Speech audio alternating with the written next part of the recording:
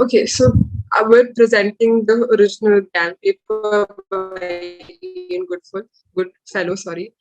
So the idea of presenting generative adversarial networks at this stage was because we're already gone over VAEs with Akash. And I think there's all either a confusion or a similarity between those two that we must like. So to understand that, we should understand GANs first. Most of us have, I at some point either worked on GANs or at some point I have heard of GANs. And one of the reasons that they became such a hot topic in deep learning is primarily because you were suddenly pushed into this entire narrative where you can generate new data. So that's one of the reasons, at least that I've seen, is for the peaked interest in GANs. So the flow of this presentation will actually be following the same flow as the paper, where we speak about the related works and we start with the related works and we end up with the experiment results and the advantages, disadvantages uh, of GANs. And we're focusing primarily on the paper. We're not going to be deviating away from the paper. That's the aim for today. Looking at the related work, we can maybe in the interest of time, the paper mentions many more. Will you take questions during or after? I mean, maybe like I complete my, so Aryan and I have like divided two sections. So Okay, got it. if I complete my section and then Sorry to take the floor. so the paper does mention a lot of other models such as RBMs. But right now we're just focusing on the difference between GANs and VAEs, right? Which is focusing on as simple as the definition. So in GANs, the generator is producing the image from the latent space.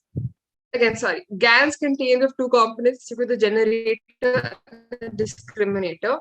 VA is, like we've already learned before, it contains a decoder and encoder. So the difference is that GANs is producing the image from the latent space, and so here while here in and the discriminator will compare these images and it will update either itself or it will update the GAN. But if on the other hand, VAE, the decoder will generate the image from the latent space, and the encoder will map the image to the latent space. Um, Now, focusing on what GANs is or how it works, is understand before we go deep dive into the math of it. We're understanding the working of how the generator discriminator works, and we get into the math. We get into the specific notation. But looking at this flowchart, you can see that for the discriminator, the job, imagine it like a police and a thief are trying to play a game. So the thief has circulated some counterfeit notes in the market, and the job of the police is to identify whether the notes are real or fake. So given an image of a real note, the discriminator should be able to predict that it is real. In case it is not being able to predict that it is real, in case it predicts that the note is fake, then the discriminator will the discriminator's prediction is wrong and will update itself of where it went wrong. So that is what the discriminator does.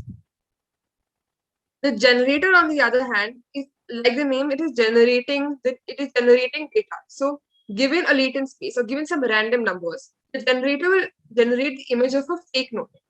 Now this fake note goes to the discriminator, and if the discriminator has to predict whether it's real or fake, if it predicts it as real, but obviously the label, because it is generated by the generator, it is a fake bill.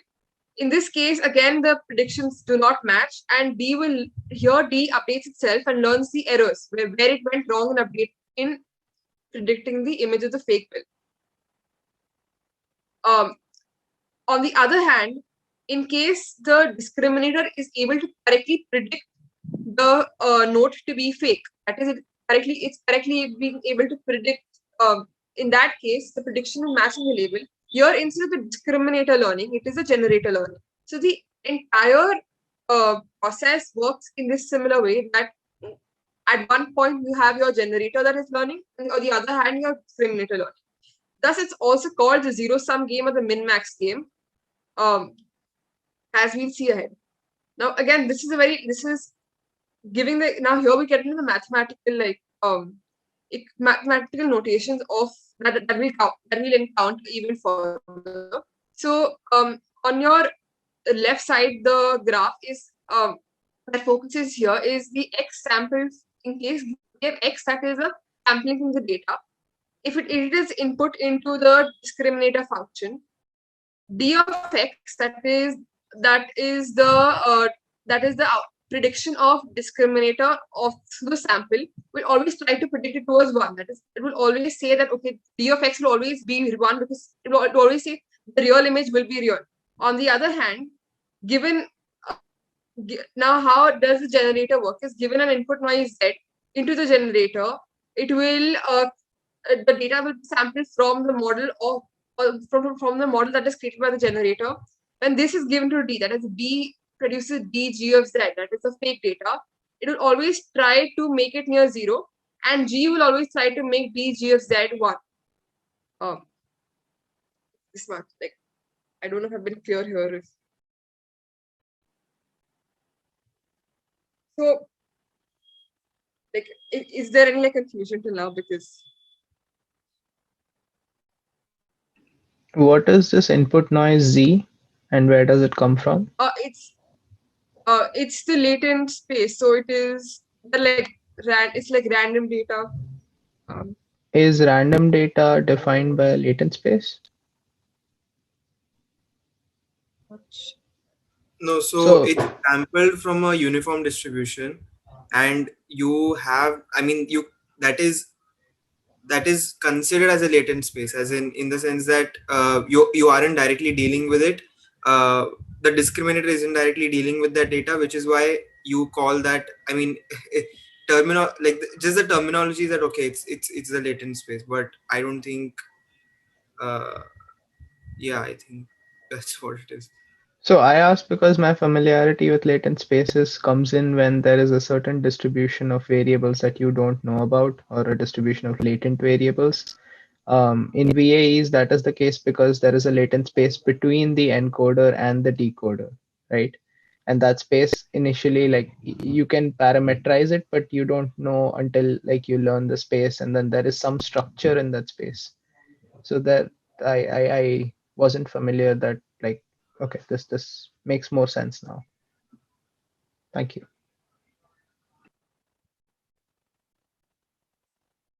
Clarifying questions are completely fine. Like you can always ask her to go over some of the slides that she explained. Particularly the flowchart, I would encourage that. The flowchart was really nice. Um, So I had a question. So like X is sampled from the model. So like what is the model exactly outputting here? so X is so basically is creating an image, right? So the generator is being able to create so imagine the model. Yeah, the model is creating the image. So instead of taking from the already available data, it is a generated image. So there is no sampling here, right? Like, just take that image and feed it to discriminator. Yeah. Yes. When there is no sampling, like basically such as MC, what we used to do in variational encoders, like that's the difference in this case. Okay. Yeah. Here, Okay. here we have a network only that kind of produces something, and we feed it to discriminator, and then basically optimize the loss and like update the parameters. Yeah. Makes sense. Thank you. I hope that point was super clear to everyone because that I think that was one of the important points that Akash brought up when we discussed explicit versus implicit likelihoods, and where there is a model that we assume in generative modeling, and then I don't want to get into the details. We can continue that after the presentation.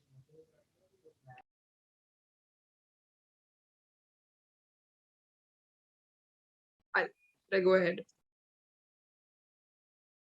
So again, now this is we get into. I think I first explain the value.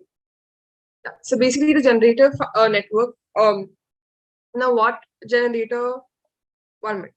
So basically, this is the like I explained earlier. The aim of your GANs is to so it's a minimax game, it's a zero sum game where your discriminator will always maximize the value function, and the generator will try to minimize the value function. Now we'll get into what is the value function before we come back to these slides.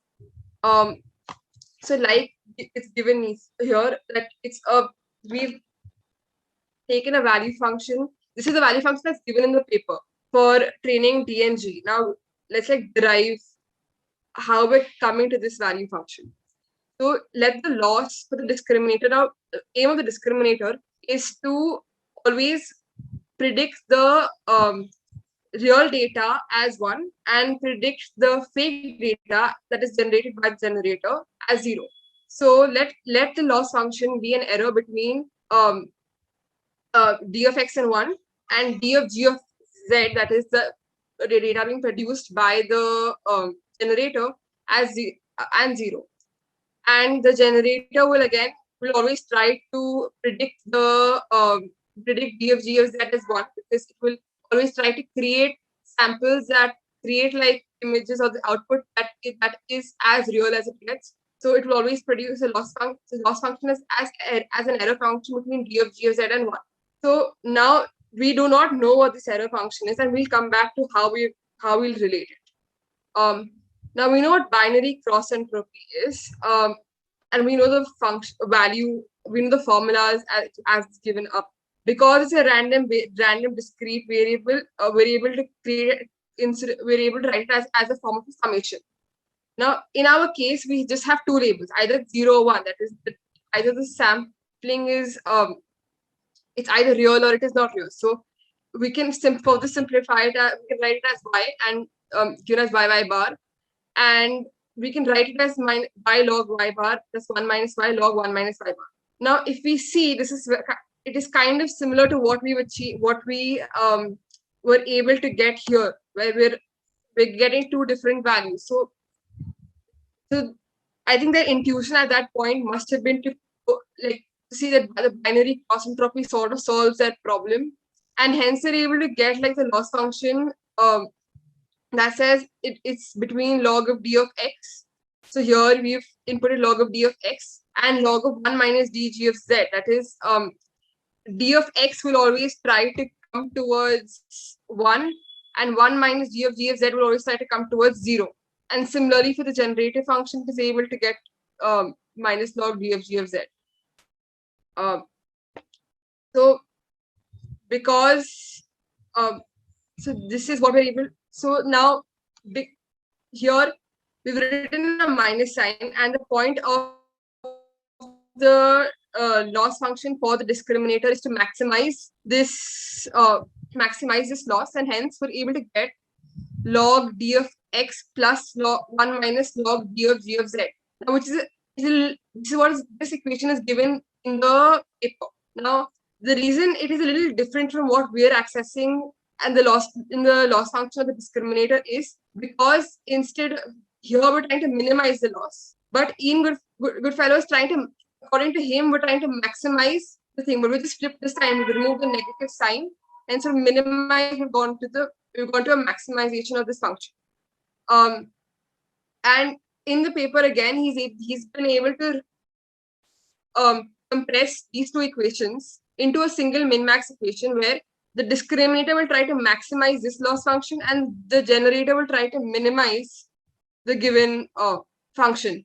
However, like when we were searching for resources online, we found out one thing that during training, in practicality, you treat this min-max equation as two separate equations because y is equal to log x is equal to log y graph is much steeper, and which makes training easier here rather than making it into a single equation.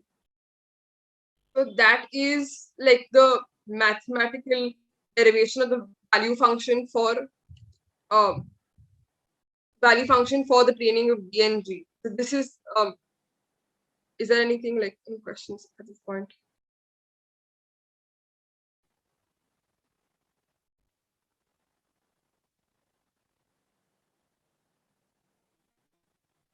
Hello. Yeah. Yeah, could you go back to the slide before the value function started? I think you had, These ones. before this. Yeah, sorry, this one. Sorry, this Yeah. one. Yeah. The other one. You want me to explain this? Because No. The next one. Sorry. Not this. The one with Nash equilibrium. I didn't quite understand what that was. oh, yeah, we're going to come to Nash equilibrium ahead. Like we're going to Okay. discuss like the modal collapse Nash equilibrium. Okay. Yeah.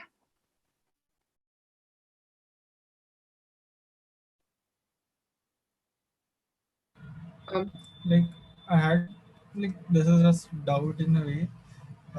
So here we are trying to basically in a way for the second equation part, like log of 1 minus like the discriminator of like that generative image, like what we have got so far. So here we are doing 1 minus instead of like if I take minus logs, like would it not be, can someone like answer maybe like that? I'm not sure about this thing, but yeah, like instead of like taking as 1 minus something, if it took like directly minus log of that, like basically in a way, since we are like we want that thing to be as low as possible. We are improving generator, but we want discriminator as well to improve. I'm not sure, like maybe Yeah. how. Yeah, So I think we'll get to this later. Like in a, yeah, we'll the get to algorithm, yeah. this. Yeah, Yeah. we'll get to this later. This is just like giving you the. I mean, even when we were going through the paper, I think Aryan had faced one issue that because there's a mention of the value function before there was an algorithm, it did create a little bit of confusion. But when you understand the algorithm, you have to understand the value function. So, Ananya, audio is breaking if you talk too fast. sorry. No problem. Just Actually, sorry the about question that Jay just asked, the issue there is actually trying to figure out what came before. Was it the chicken or was it the hen? Because did the value function come from the individual losses, or did the individual losses come from the value function? So that is something that we'll address later. It comes in the theory. There is a related part to that, and like we'll just get to that later, I think. Yeah.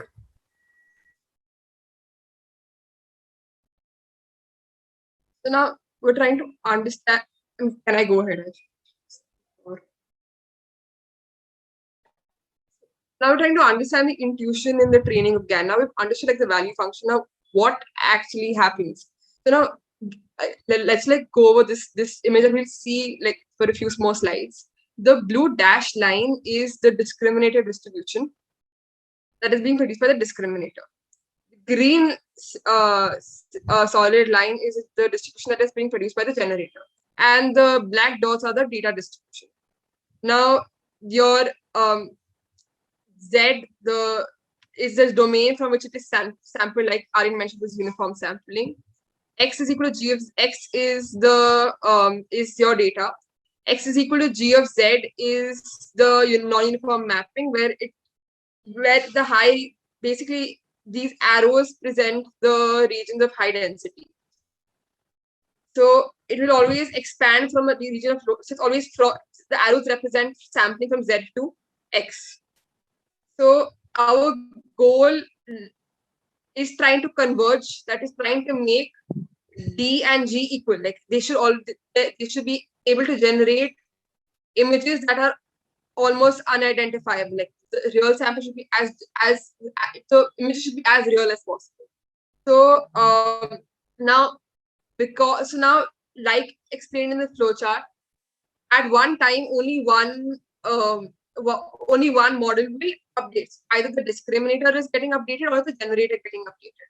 Now it is a minimax game, which means that it's a zero-sum game. So one person's gain is the other person's loss. The discriminator's gain will be the generator's loss, and vice versa. So here again we'll come back. We'll explain how we're getting this equation. But now in case the data, so what happens here is that because the D is trained to discriminate samples from the data, that is, so D is trying to discriminate the fake samples from the real samples, it will converge and it will come to P of data X, P of data, we'll come to this equation. This is trying to explain the illusion, but first your D converge. First your D will converge to this. Then, because D has been updated, the gradient of D has been guided to G of Z to because now seeing that the D has been updated to a certain region, the generator will also try to follow into those regions that is most likely to be classified as the data. After that, finally you've been after several steps, D and G will have enough capacity. Now the keyword here is enough because they do not have theoretically enough means infinitesimal, but they do not have infinitesimal capacity. So D and G are supposed to converge to a point where they will reach where PG is equal to P data. The discriminator will not be able to differentiate between the two distributions. So you given this entire sample, your data is also shifting to and is being able to accommodate the outputs produced by the generator.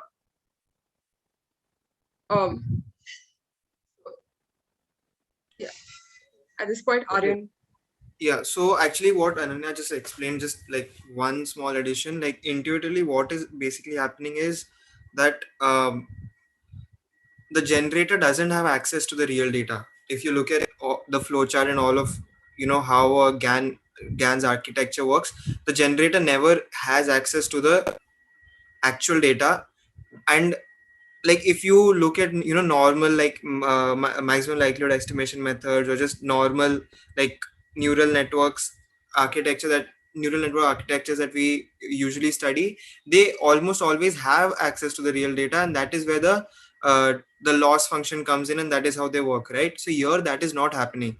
What is happening is you only have the generator only has access to the discriminators to the response that the discriminator gives, and based upon that it's trying to learn where p data actually is. So these slides I mean we could probably discuss this later, but here that is actually what is happening.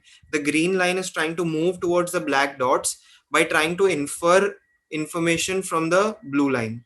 So that is what is going on here. Now let's move on to the theoretical results actually. Okay, I'll share my screen then. If you Yeah, I'll share my screen. Okay, so right, so this part is how do I start from here? Yeah, so theoretic, so this is where honestly when I read the paper for the first time, this is the part that I actually found the most interesting, because this is what makes the paper not an engineering paper but an actual machine learning theory paper. Because here they present, like usually if you have any other paper, what they'll do is they present the loss functions, and the usual way of getting at those optimal parameters is just, okay, you use SGD or you use any other optimization technique. But here they actually went ahead and tried to analyze what those loss functions represent, and this is where we'll come back to what Jay asked, right? So here's the, like, to explain this, this is difficult. Okay, so you've got a value function, right? This is the value function that we have. I don't know what they thought, like what Ian Goodfellow thought, but for some reason they decided, okay, you know what, this discriminator function, usually what we're just going to do is we're going to do gradient descent and we're going to get d of the discriminator function directly. But instead of, like, okay, we'll do that as well, and that is how the actual training is going to occur. But before we do that, let's analyze this theoretically. We've got a value function. So if we want to get at the best possible value function, we've got a value function, and if we want to get at the best possible value of d, the best possible value of the discriminator function, let's just do that like analytically using calculus. So to do that, so this is just some theory, I mean we can go into it, and there I mean a little bit of this is actually genuinely confusing, and like but this is just maths. I mean, this is something that we should probably discuss later. But what they basically did was, uh, they they partially differentiated the value function with respect to the value function with respect to the discriminator, and they set that to 0, and that gives you this result. This is the result that you end up with, that the optimal discriminator function is actually just this. Now what is interesting about this is that this actually just depends on the p data, and the and the pro on the p data and the pg. So p data here, just to clarify, I think some of the terminology generally is just confusing. We've used slides from different places and stuff like that, so I'll try to clarify it again and again. So p uh, data of x is basically the probability uh, that when an image is given, that it is from the data, and then pg is uh, the problem. No, I think I'm getting confused now. But okay, give me a second. So p data of x is actually uh, I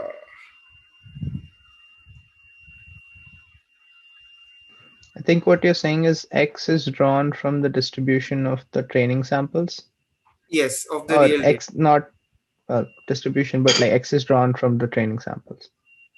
Yeah, correct. X is drawn from the training samples, and here X is drawn from the uh, generator. So this is the result that you arrive at, right? Now after this, what they did was, you basically, I know, so this is a bit of, it's difficult to like have any graphical sort of representation for this, but mathematically this is what happens. This optimal value of d that they arrived at, they just simply put it back into the value function, and this is where some of the this is just like mathematical trick. It's a mathematical trick. What they did was, you get this expression, and then uh, like you subtract minus log 4, like you do some mathematical mumbo jumbo. I'm not going like We it's can, Aryan, if you step back 1 or 2 slides, we can all go through it together and hopefully get something out of it. It's completely fine. Like it's hard to explain someone else's math with a third person's notation on your own slides. That's completely understandable. But I think it's important to know what were you going for? Like what is the optimal value of D, the discriminator? okay. So what the point I was trying to make is that experimentally you can derive a discriminator using gradient descent. That is obviously something that is what you are going to do when you're training a GAN. But what they tried to do was, you have this value function and you have this expression. So let's just try to find mathematically what the optimal value of the discriminator is going to be. What is the best possible discriminator that you can arrive at? That is what they try to do mathematically. And to do that, they partially differentiated the value function with respect to the discriminator, and they set it to 0, just the normal thing that you do, just the usual thing, and that gives you this particular expression for the best possible value of d. Now it's very clear, right? This is not going to be something that you can just use. This is like, I think the term is intractable, right? This, so the p data of x, that p of x from the data, you don't actually have that at all. If you knew that already, then you've solved you have the probability distribution of the data itself. So that is not something that you have anyway. So you end up having to do SGD and other tricks to find what the discriminator function is going to be. But this is a way to mathematically analyze what is going on, right? So that is what I was getting at. Uh, so using this, they just put this into the value function, and I genuinely I'm not sure how to explain this, because this is just a trick that they used to finally get this at the end. Okay, now this is where I come back to what to the chicken and egg thing, where did this so what they do here is basically they put this into the value function, and this expression you just mathematically you just do right and left, and this ends up giving you this value function in terms of the Jensen-Shannon divergence. So that is where my doubt was. Actually, this is something that Ananya and I were talking about a lot. Did the actual formulation of the value function come from this, or did this come from the formulation of the did this come from the value function? That is something that we were very confused about, but that is what I'm trying to get at. Like, you can mathematically express this like this, and then you do this, and then you do this, but this is what you get at the end, the Jensen-Shannon divergence. And this is where this is actually the most important part, right? Because this expression, if you look at this, all this is saying is that the value function expresses the difference between the generator and the real data. So for the discriminator, all it wants to do is it wants to have this difference be as large as possible. Well, actually not the discriminator, but the generator basically wants this difference to be as small as possible. So the most optimal generator is going to try, so the generator is basically going to try to minimize the Jensen-Shannon divergence as much as possible, which is basically the difference between the data, between the real data and the generator. So that is what the point was, of the green line coming towards the black line. It's going to try to minimize that as much as possible. Wait a second. Just like in the equation 15, in the right hand side, it should be P of data plus P of G, right? P of data plus oh, so you're saying यहाँ से वो P of I. Otherwise, it goes to 0. Yeah.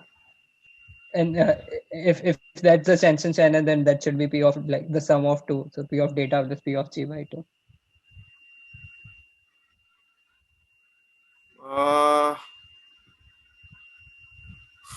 I don't know then, because like in the paper, I think I should be sharing this as well.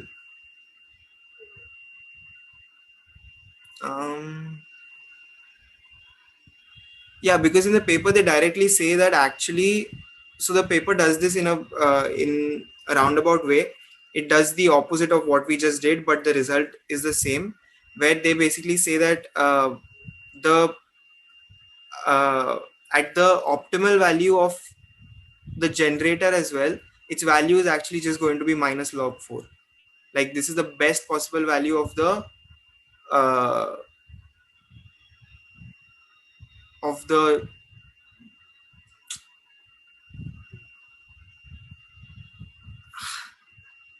of the value function, actually, not the generator, of the value function.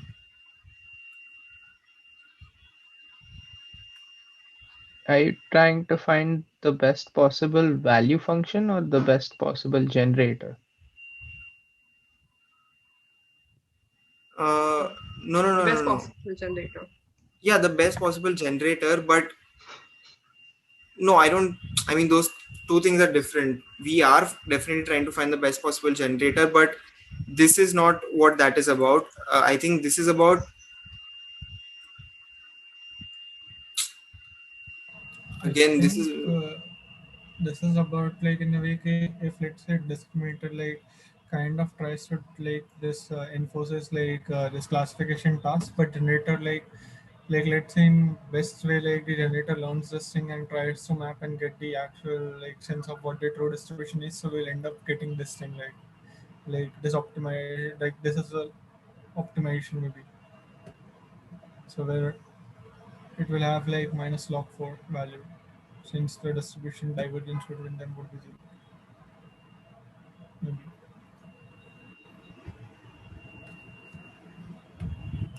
See, overall, all I'm trying to say is that we have a value function, and if you look at the value function with the optimal discriminator, then it boils down to just calculating the Jensen to, on some level, just calculating the divergence between the real data and the data that you get from the generator. So ideally, like again, we want to get an optimal generator. Now, what the optimal generator has to do is try to minimize the value function, right? So that is where this comes that we want the Jensen-Shannon divergence to be as small between the P data and PG, that is the data distribution and the distributed generated samples to be as small. Hence, if it is able to get to the least values, that's when we have the most optimum generator. So that's I think the like that I should mean, this second part, this is not like similar to this to calculating the optimal value of D. That is not. I'm sorry if that is what. Uh, I mean that is not what we're doing. The first result was specifically just finding the optimal discriminator, and then the second part is using that optimal discriminator to get to a formulation of the value function in terms of the Jensen-Shannon divergence. That is basically it. So this is where, yeah. I think the one line you missed, and that was the only thing, for a fixed G. So once you fix your generator, the optimal discriminator takes this value, and then you fix your discriminator, and then you find the optimal generator that can best fool it.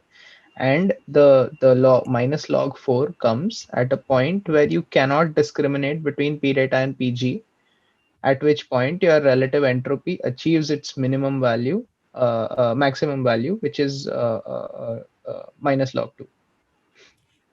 Yeah, actually, I that you got that from the paper, right? Like that is what they've written in the paper. Yeah. So actually, this is something that I was confused about, because this minus log 4, there are two different ways to look at it. uh, One is what you mentioned, right? So the one that you've mentioned, what they've basically done is, in the paper they've directly just said that P data is equal to PG, and they've set this equal to this, so you invariably end up with a minus log 4. Does that make Yeah. sense? Right? So what I am talking about and what I've put in these slides is a sort of different way of going about it, where you're already subtracting minus log 4 from it. That's from his tutorial, taking the difference, or it's also in the paper. Global minimum of the virtual training criterion. I assume that's what you're talking about.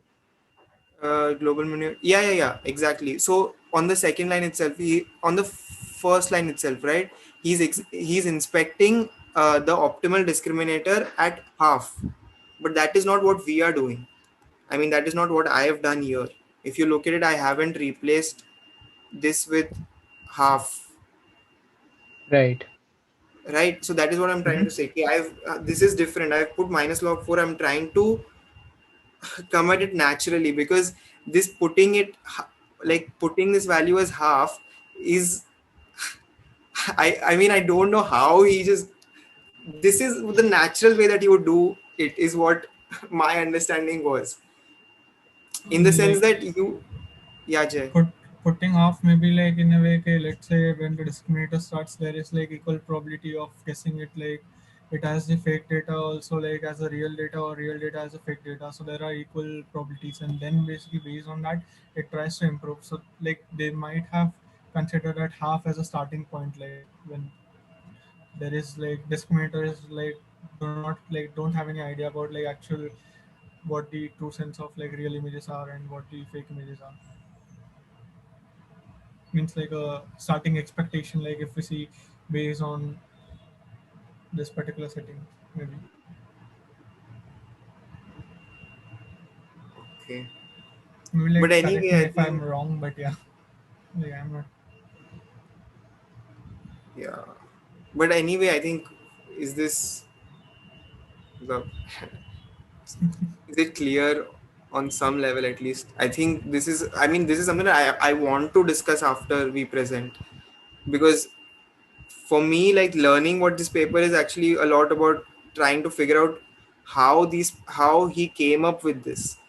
It's not just, what the mathematics of it is, but a large part of what I was studying when I was trying to understand all of this was trying to figure out what approach you take. But ठीक है, okay, we'll discuss that later. But is this sort of clear? I think Fenil ने जो पूछा, I'm sorry phenyl, मेरे को उतना, I don't know if it should be P of P data or P of G plus data.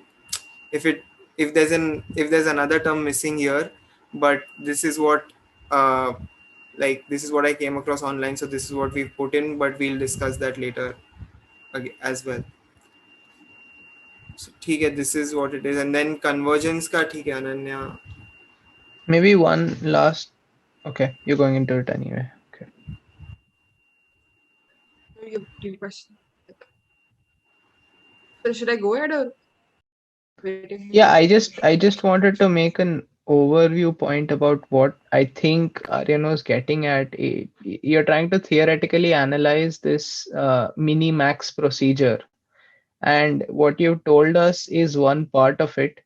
You're minimizing the value of a certain loss function, assuming that your and this is the overarching assumption here is that your generator and discriminator have enough capacity to achieve this optimum value, which means they are sufficiently expressive, which is not a very strong assumption to make given that you're working with neural networks, which are typically universal function approximators. So with that assumption that they have enough capacity, it is possible for a fixed generator which generates certain images for the discriminator to be able to achieve its optimal. Oh, wait. Isn't that the generator's optimal value? If the discriminator can't tell which distribution the image is coming from, that means the generator is doing well. Right. So for a particular set of images, the discriminator won't be able to tell which set of distribution this is coming from. And then you want to push this distribution of images to the samples that you have in hand.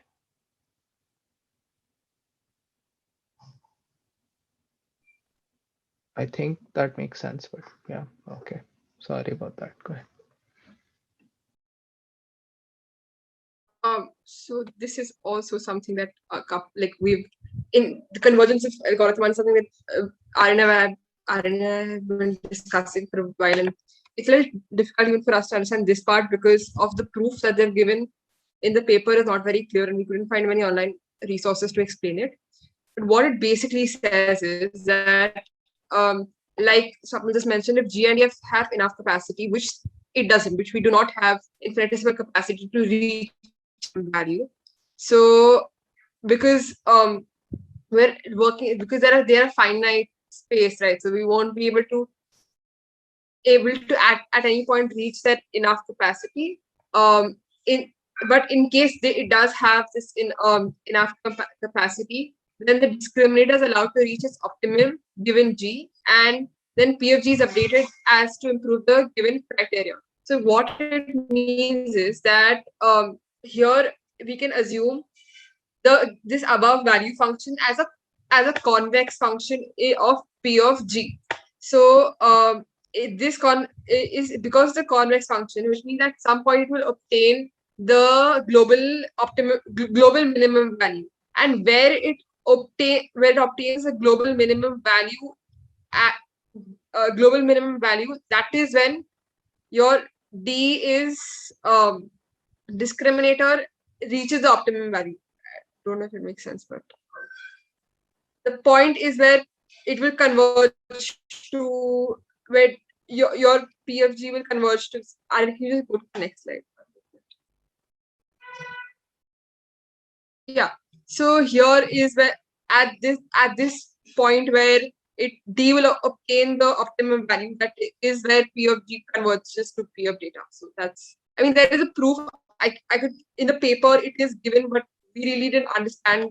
There was no mathematical, it just theory that we did not understand. So that's, if anybody can, like, if anybody's read the paper, can help us explain it? That'd be great. Or we can actually go ahead. So.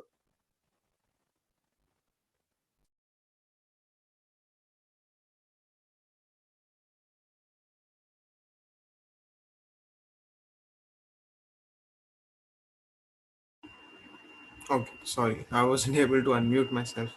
Okay, so at this point we'll get to the algorithm itself. Um, uh, so the algorithm is actually relatively simple to explain. All you're going to do is you're going to you have your discriminator and you have your generator.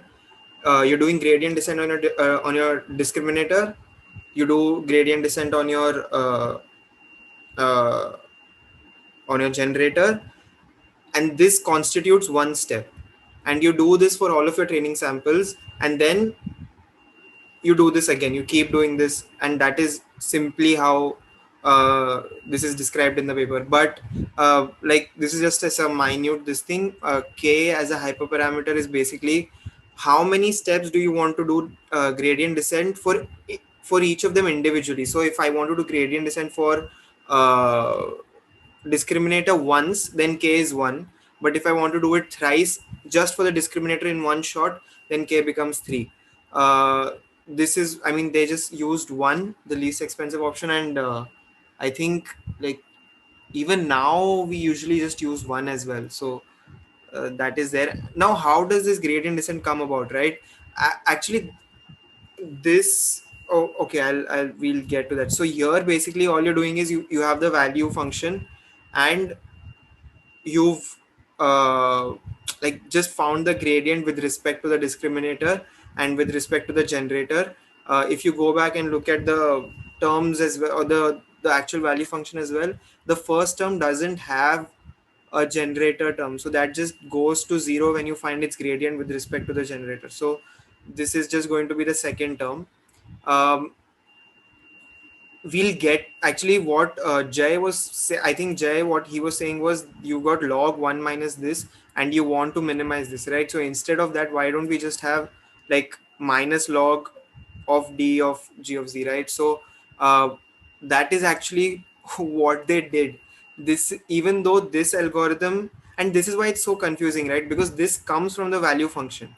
Like you actually partially differentiate the value function to get this. I mean, you find the gradient with respect to g to get this. But if you use a different sort of loss function for just the generator, the one that Jay mentioned, then you can't go back to the same formulation of the value function, right? So that is again a point of confusion for at least me, definitely. Then you don't have the value function. So but anyway, so basically this is something that we'll actually come across later as well. One of the disadvantages of of the original formulation of the GAN is uh, this loss function, the generator's loss function. So it's, I mean, this is what it is. I mean, you have uh, you fix g and then you perform a gradient step for maximization for the discriminator, and then you do the opposite. And this is what I was alluding to earlier, and this is Jay's, like what he was talking about, right? Instead of minimizing this, why don't we just maximize this? And you do that in practice. But if you do this, then you obviously won't get this formulation of the value function, right? That is what I was trying to explain. You don't get this then. So that was again a point of doubt कि value function आया, उससे ये आता है कि practically do you go the other way around? But so I mean, that is what we were getting at. And then this is basically the architecture of a GAN. I think Ananya has covered this to a large extent, but again, like all what is happening is you fed one image, and then you do the. I think this is probably fine. And then finally, okay, so this is how did they actually. Just a second, is my audio fine, or are you guys hearing some noise? Okay, thanks. So this section is where of the paper is where they've obviously formulated all of this, and now it's, I mean, how do you test this, right? So what is interesting is in the paper they actually just say straight up that the way that we've experimented and the way that we are saying that this is good is just by seeing the results.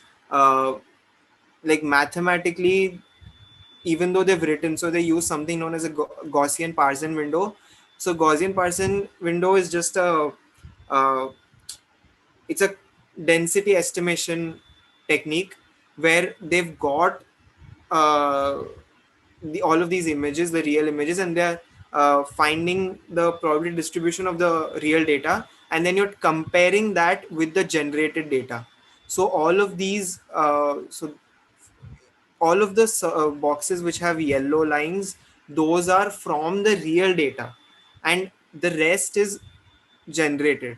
So these yellow boxes are actually yellow boxes which represent uh, the closest neighbors from the real data set.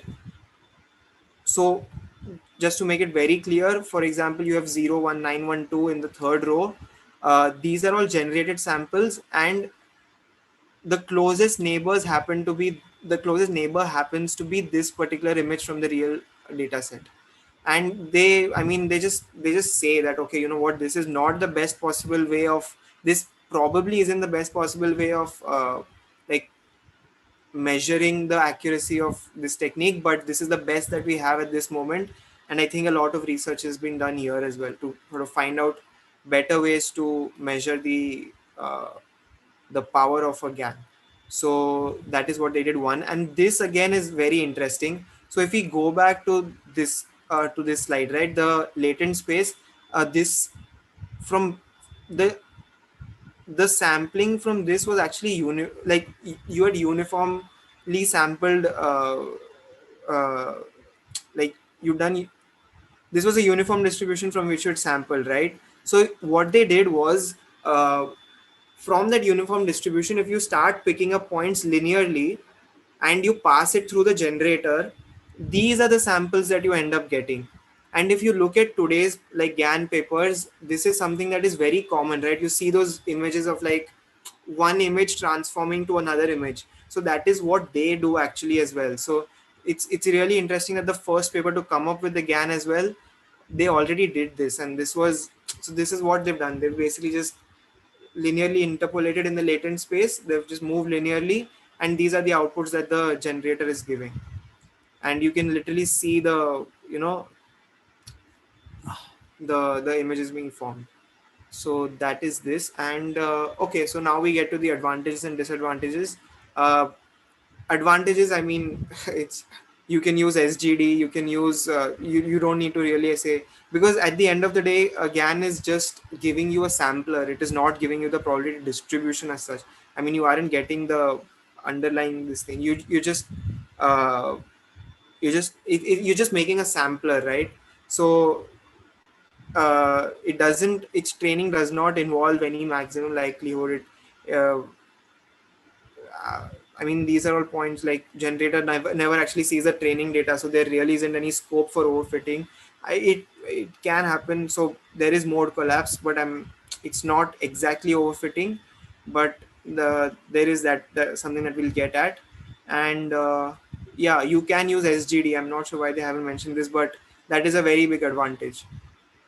So computationally, it's good. So what are the disadvantages of GANs? I mean, this is what I was talking about. Okay, they're only good for sampling. They aren't. You can't actually like just compute the probability distribution. So this is possibly a disadvantage. Depends upon what problem you're trying to solve. And obviously that. So these are the main things, right? First of all, the training is hard because experimentally you're always going to use some sort of like uh, optimization technique like backpropagate, like SGD.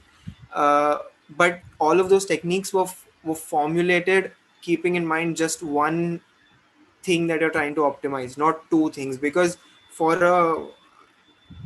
in the formulation of a GAN, it's actually like there's two things you're trying to optimize. It's a saddle point that you're trying to find. So finding that is all the more difficult when you have uh, two two players playing at the same time. So this is a big disadvantage of a GAN.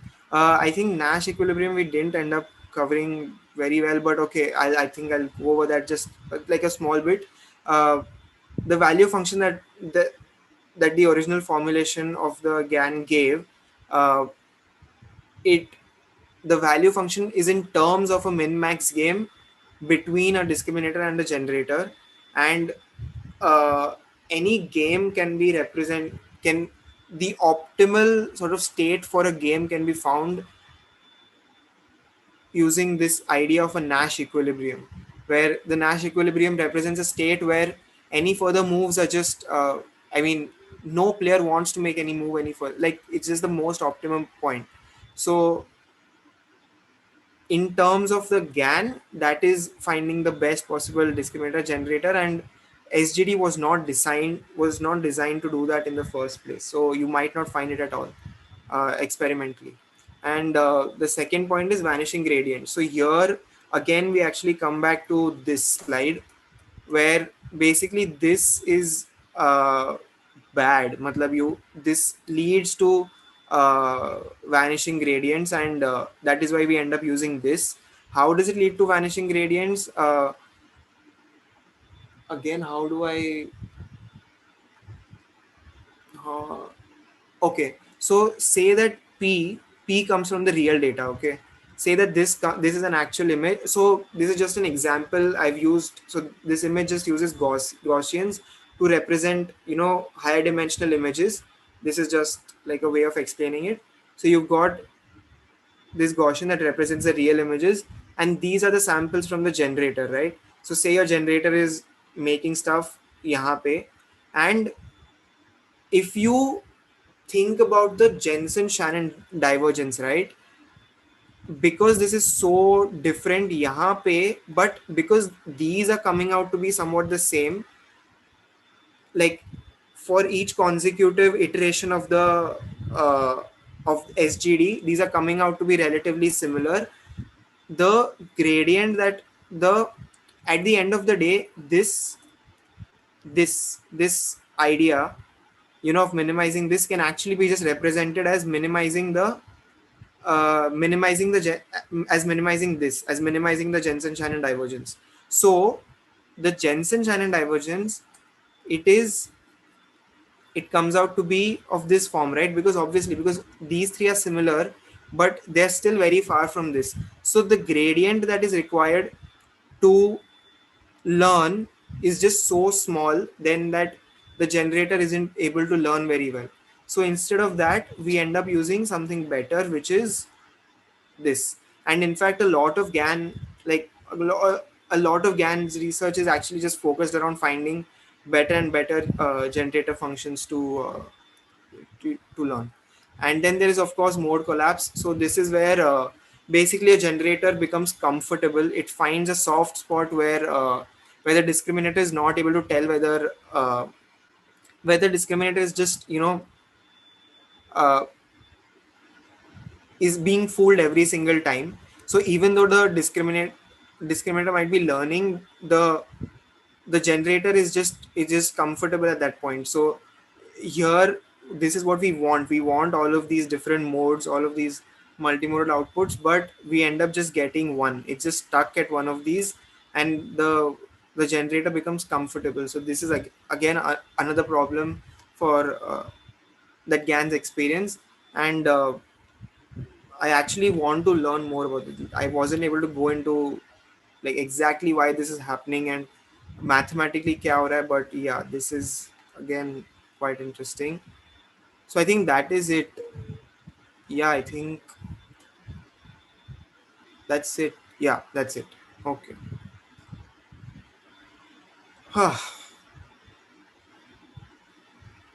Any doubts? Any?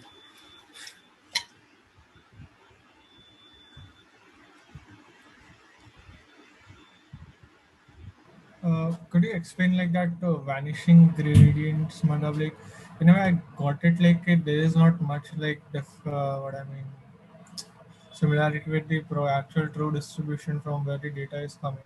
So like the gradients are basically very updates are very low in a way. But like, is it due to the discriminator part like that basically kind of enforces this thing? But like it learns to discriminate between like class. It's a classifier, like so it learns pretty quickly compared to generator. So is it due to that thing which like basically makes the generator?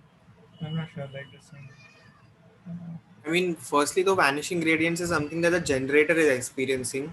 I No, but don't think. means like, is it based on like sort of discriminator part, like in a way, because like the loss is associated with that pattern. Like discriminator is because So are like you trying to say that the discriminator is learning too fast and the generator is not able to keep up? Is that what you're trying to say? not exactly right that way, but it's something related to that only. Discriminator learns basically in a way quickly like to distinguish between the fake and the real images, correct? So based on that, uh, it has like kind of in a way what I mean. Uh, like, I don't Okay, know how okay. I to put think it I in words, but yeah, like this, and like here, in maybe in the graphs also, like the where they show like how the uh, training, like the actual green curve basically comes to the actual true distribution. So maybe in that way, it's sort of related where basically first like discriminator have like a very fast learning in a way, and basically yeah, I think मतलब firstly तो ये मतलब identify करना important है कि the generator is going to learn from the output of the discriminator is important for the generator to learn, right? वो जो result देगा उसके basis पे ही generator learn करने वाला है. But because the outputs are so close, like the gradients are so close in each iteration, how else to, because ये doubt तेरा क्लियरली नहीं समझा. Sorry.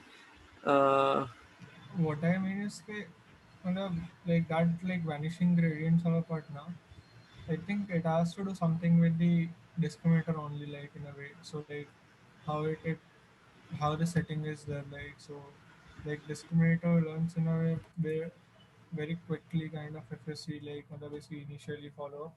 Generator still tries to cope up like that way, and like the gradient updates are not very like high in a way like for because I don't know like but yeah like maybe how to put this thing, yeah,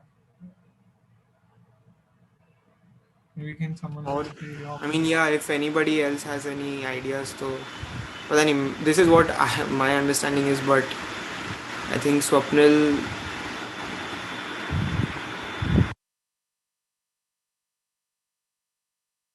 I'm sorry, I was reading the math in the paper to have a discussion about it. Could you repeat the question, please? So like I was asking in a way कि that vanishing gradients problem is due to discriminator or like basically how is it made up like in a way, because like there's in loss function we have it related to discriminator in a way like so initially like let's say when it's raining so discriminator it's going to be basically learning pretty quickly like to distinguish like the real images and the fake images. The generator is going to take time to get the like sense of what the true distribution is in a way. So is it due to that particular reason why like the gradients are pretty in a way vanishing or like basically where like pretty steep kind of in a way, madam, where like basically discriminator like learns very quickly so it tries to basically eliminate or enforce, but in in the practice it should be something different way, right? Madam, if you see like discriminator basically tries to distinguish it's wrong in a way, so then update should be pretty like large, maybe I'm not sure, but yeah. I think the challenge was, and they mentioned this in the paper, in where, how do I, page 3, right above the diagram. In practice, this equation may not provide sufficient gradients for the generator to learn well. Early in learning, when the generator is poor, so when it's basically just creating random images from this noise prior, the discriminator can reject samples with a very high confidence because they're clearly different from the training data. So then, like when it's already doing well, how are you going to take gradients and learn? So in this case, the second part, the log 1 minus discriminator of generated samples, which means the prediction ability of the discriminator goes up very quickly, and therefore that gradient isn't going to allow the generator to learn really well. So then that is why they add this log dgz term, which is the first term of this value function, that allows this generator to basically allows gradients early on in learning where the generator isn't able to produce decent samples, so that it can actually get to producing decent samples and then provide a challenging set of samples for the discriminator to learn from. I think But this is the same problem, but I don't know.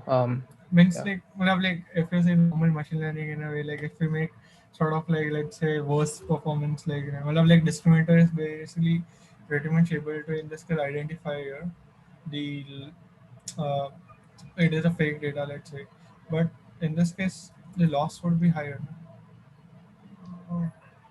What do because you it's mean? just a minute. Means I am saying is okay in normal typical setting that we have, so like if we have like larger losses, let's say, so like we try to learn better in a way because we try to incorporate where we are making that mistakes, and gradient updates are like basically better. That depends on the gradient steps that you take. You can have larger losses, you might not take larger steps. Okay, so that is not in a way correlated basically based on okay, if we have like So let's say if we are making more matlab, like more more mistake from like what it is supposed matlab, like let's say actual data where what we want, so then like it will try to improve in a way, like correct. So actually in practice it should have like larger updates, right? Means I'm not I sure did. like if this is I like didn't I'm follow the saying. last part, but I was driving home a point just about two things, like the size of the loss and the gradient step you take. So if someone gives you the good direction to go in, then you can go in that direction and find the location. But nobody gives you a good direction, then no matter what direction you go in, you're not going to find your location that you want to get to, right? Yeah, yeah, I yeah, I don't know if got that like answers your question, but you can continue. But yeah, in yeah, this I got case, that matlab, like yeah, sorry, go on. yeah, so I was just saying, but in this case, if we consider, then the gradient direction wouldn't matter too much, right? The size of the loss would matter because when the classifier predicts really well and your discriminator is at a very low level. So if you even apply an L2 penalty, the loss is too huge. And that's why the gradients are reduced to zero, since it is considered as the most optimistic step while you perform anything, a gradient step, using any stochastic gradient descent or whatever algorithm you prefer. I don't have a problem with that, but I lost track of what the question was.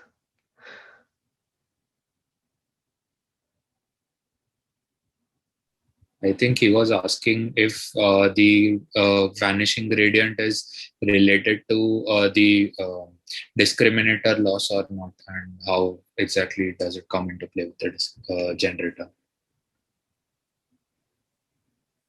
So the ultimate goal of these steps, okay, so this is a good point to launch into the math discussion that I wanted to have. Hopefully this clarifies some stuff. If this doesn't, we can always go back and rediscuss this, because this is important in the sense it's useful to know how to discuss the math from a paper when you have no idea what it is trying to say. Okay. So we have here the theoretical results, right? So we spoke about the generator G implicitly defining a probability distribution PG. This implicitly is very important. And I'll get to the feedback about this implicit, explicit, saying when there is a model for the probability distribution and when there is not. But implicitly defines this as G as the distribution of samples G of Z obtained when Z, this noise term, is drawn from this noise prior, right? So we want this algorithm basically of how we update the generator and discriminator to reach a point where the generator is doing extremely well. Our goal is we don't care about the discriminator. We just want to generate really, really, really good samples, right? Everyone on board with this so far? Cool. Now, how we do this is we iteratively improve our discriminator such that the generator is forced to produce better samples. Fair? Okay. So the starting point, let's jump into the algorithm before the math, because the math is about proving this global convexity of this function, of this value function, and then saying despite the fact that this is a globally convex function, and we can't obtain its global minima through stochastic gradient descent, we still can reach a good stationary point where your generator is capable of generating really good samples.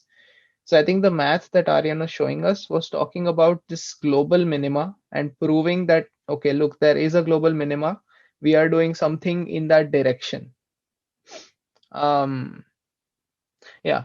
Anyway, getting back to the algorithm. So you sample both. You sample some data samples, you sample some noise, you pass the noise through your generator, and you get this G of Z.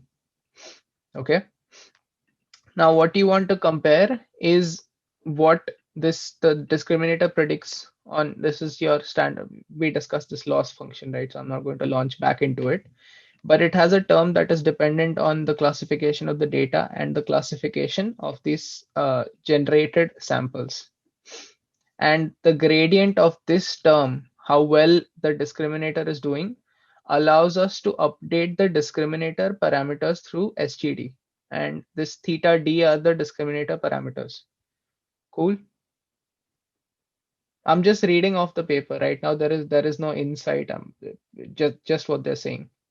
Okay, and end this loop at k steps. And what they hope is, you should read these assumptions that they say here. We represent a model. This is done in a non-parametric setting. For example, we represent a model with infinite capacity by studying convergence in the space of probability density functions. Okay, so this is the assumption that they are making. That a model can have infinite capacity. And they show that if this is true, then this works. And if this is not true, we can see in practice that it still gives us reasonably good outputs. Okay. We will show in section. Okay, so let's first complete the algorithm. So this is discriminator updates. Now, after these k steps of discriminator updates, you want to sample again this set of noise samples from this noise prior. This is your what Ananya called the latent space, is this space of noise prior, right? And then you want to update this generator by descending along the gradient of this term, the second term that we care about. Yikes. So I guess this is what Jay's question was about, and my answer was not technically correct. Because I was talking about something else, and vanishing gradients is probably about this, where this does not give you sufficient gradients to update your generator. I guess in that case, I don't have a good answer for you right now, but we can get to the good answer after this. So, k steps of updating this discriminator and then updating the generator using this second part of the loss term that actually allows us to say, okay, look, generator, move towards a direction where the discriminator is not able to classify your samples well, so that it shows that you're doing better with respect to the data. Okay. That is the algorithm, and the hope is that this iterative procedure will converge. So now the theory that they provide is to say, look, this is just a hope so far, but there is actually a global minima. We do use stochastic gradient descent, and we do converge to we do arrive at this point, which is a stationary point, which might not be the global minima, but is good enough to give us these nice samples. So they're getting to the point where they say, okay, if your generative distribution matches this data distribution, the true data distribution, like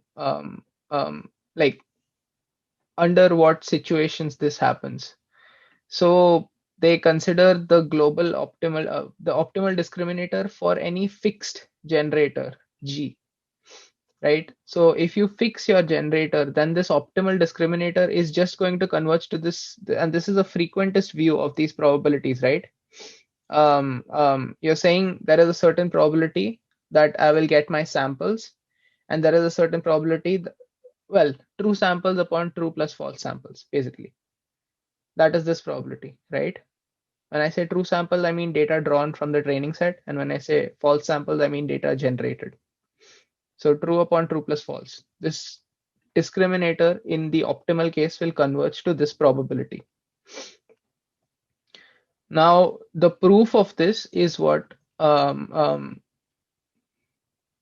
the value function will give you. So you consider this value function, and based on this value function, it achieves its optima at this a upon a plus b, which leads us back to plugging in a upon a plus b, where a upon a plus b is this. So that is your proof. And at this a upon a plus b, if you plug in a upon a plus b in this value function, then that gives you this quantity Cg, which is called, I don't know, The virtual global training minimum of the criteria. virtual training criteria. Okay, virtual training criterion, CG. So they say virtual because technically you're moving in this direction, but practically you're never actually going to achieve it, or very unlikely to actually achieve it. I assume that is the case. Now this is where I'm giving you opinions, not reading off the But paper. is it virtual because you fixed D and then now you're moving on to G and you're trying to find out you're trying to minimize G. So because it's like one layer of, okay, you're done with D now, and now I'm moving on to G. So maybe that is why it's virtual. It's not, you aren't interacting with the directly with what the value function was. You're just interacting with like a, after fixing D, what the values that you have now, that is what you're interacting with. That was When you my. talk about fixing, use that very carefully because you are saying you found the optimal D. Whereas in the generator case, fixing means just this iteration, we fix the generator. We're not updating it. That says nothing about how good a generator is. Whereas this virtual training criterion says that my discriminator is optimal.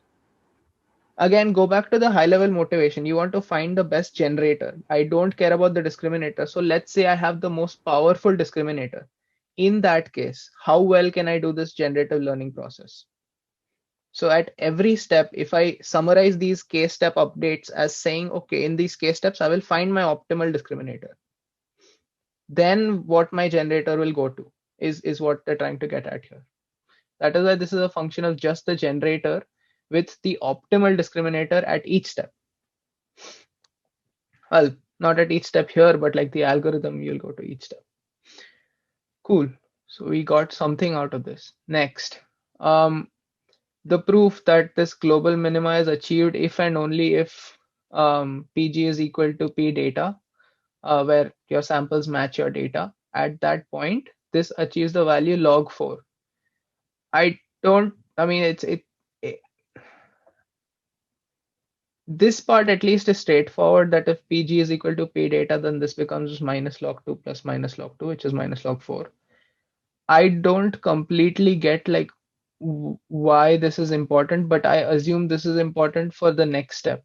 So like this log minus log 4 is important for this next step, where they are saying the loss function of a generator G for the optimal well, the value function for a generator G for the optimal discriminator. No, I don't know what like the relevance of this part without, I guess, reading more about the rest of the paper or reading it again. I can chip in here maybe. Yeah. If you go to Aryan slide here, Mhm. then Stop. there. Okay, wait, then I'll share. So in Aryan slide, which yeah, a 26th slide. So no wait.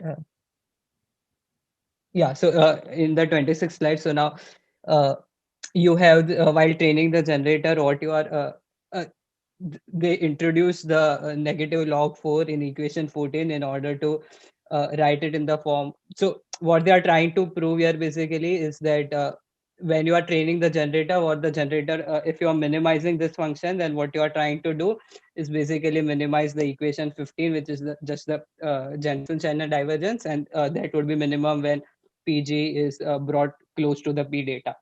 So in order to prove the last equation 15, they have introduced this negative log 4, and so they have multiplied this like negative log 4 as in yeah, if so from in the equation 14th one, if you just add negative log 4 and add plus log 4, then you arrive at that equation 14. And from 14 what they are trying, and in the equation, so there are three equations that are numbered 15, but in equation 15 it should be p of g plus p of data. And then so using that, they are just trying to say that while training the generator, what we are essentially doing is decreasing this Jensen-China inequality, which would be when p data is equals to pg. So the optimum generator at that point will have learned p data, because it would have brought the pg as close as to p data. And at that point, when pg and p data are the same, the Jensen-China equal divergence would go to 0, and then we would end up with negative log 4. That is very helpful. And so, which this fills in the next piece of. Okay, wait. First, did everyone like is everyone on board so far? We can go over this again.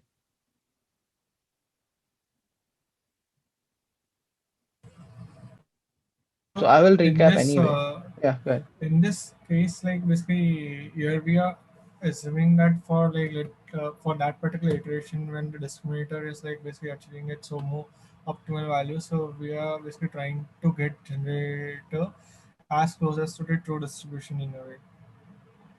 That is all we But care about. Generator as close as possible to the true distribution. Yes. but then why is it like virtual generator in a way? Matlab, like we basically if we say like it's gonna update as like a global parameters, right? Means in a way like the loss and everything would affect like the actual true, basically the criterion in a way, like what I mean. I'm not, No, take your time, but give me a proper question. I will take my so time and answer it. so like what I'm saying is if we Mm-hmm. see in this case like for that particular iteration, we are finding basically assuming that we got like the optimal basically discriminator, and for that particular optimal discriminator, then we are Mm-hmm. trying to basically find out the best criterion basically for the best generative criterion like that way, such that it is able to fool that discriminator at that particular Mm-hmm. iteration, correct? So then if we are updating that every, like we see the generator parameters, then why it is like virtual matlab, like in a way. I didn't get that particular point. Means it's going to update like the actual global parameters of the generator, right? Like that's a I bit. I think this is just a matlab, a hypothesis, but could it be virtual because it's not actually learning from the real data, it's only learning from the discriminator. Like if you look at it, it's actually not like the generator is never But learning from the actual data, right?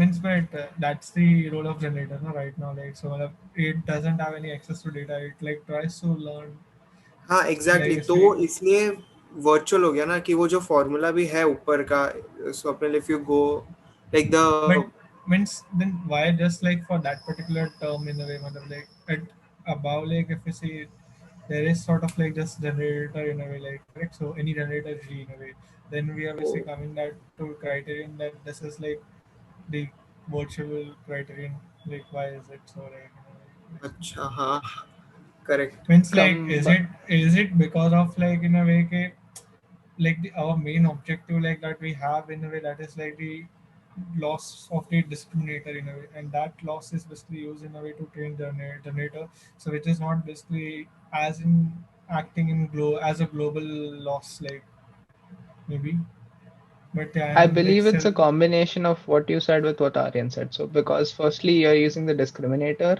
to train the loss from the discriminator to train the generator. Secondly, that there is a global minima, but you never actually achieve it. Like you're using stochastic gradient descent, right? So you're going towards hopefully a minima, but not necessarily the global one. Yeah, yeah, But yeah, I mean, naming, I don't know why like yeah.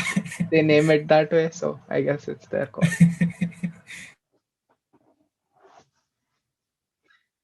Yeah, so because I mean, you could also say they layered a set of assumptions. Firstly, infinite capacity. Secondly, achieving optimal discrimination at each step. Um, then thirdly, saying, okay, then PG will go to P data. Uh, that's not an assumption. If the others hold, then this will hold. But yeah, so if you're layering assumptions, that's typically not very practical and you're going to make approximations in practice. Fortunately for them, it still works. But just to complete the thread I was on, the last part of this convergence of this algorithm. So they're saying we've discussed this one part. If G and D have enough capacity, assumption number one, and at each step the discriminator is allowed to reach its optimum given G, assumption number two, and PG is updated so as to improve this loss. This is not an assumption, but this is the loss function, the value function. Then PG converges to P data. So then your generator will reach the global optimum, which is to model the data exactly. And the proof for this is if you consider this value function as a function of this discriminator and the data the data distribution of the generator. Note that this is a convex function in PG because it's a sum of two logs, I think. And log is a minus log, and minus log is a convex function. I think so, yeah. No, I mean, I think that is why it is convex. Anyway, the subderivatives of a supremum of convex functions include the derivative of the function at the point where the maximum is attained. This is a very heavy statement to unpack. Firstly, supremum is the lowest upper bound of a function with respect to a certain point. So let's go to supremum. So the infimum is the greatest lower bound. We don't care about that right now. For a set A, the supremum of A is the least upper bound of the set A.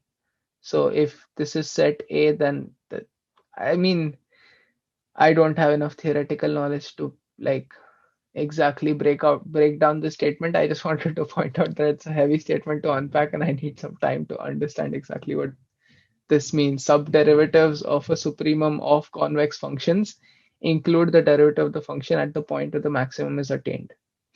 I guess they're trying to say something about stochastic gradient descent. Like it's essentially subderivatives because you're not taking a derivative of a function but a set of samples from a particular function distribution, which implies, I think subderivatives has to do with SGD. I don't know.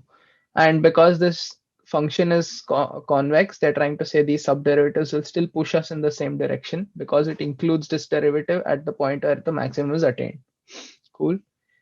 If fx is equal to supremum of alpha belonging to set A, f alpha of x, and f alpha is convex for every alpha, then the gradient of f sub beta of x belongs to the partial derivative of f with respect to beta of x belongs to the partial derivatives of the function f if beta is the supremum argument of alpha.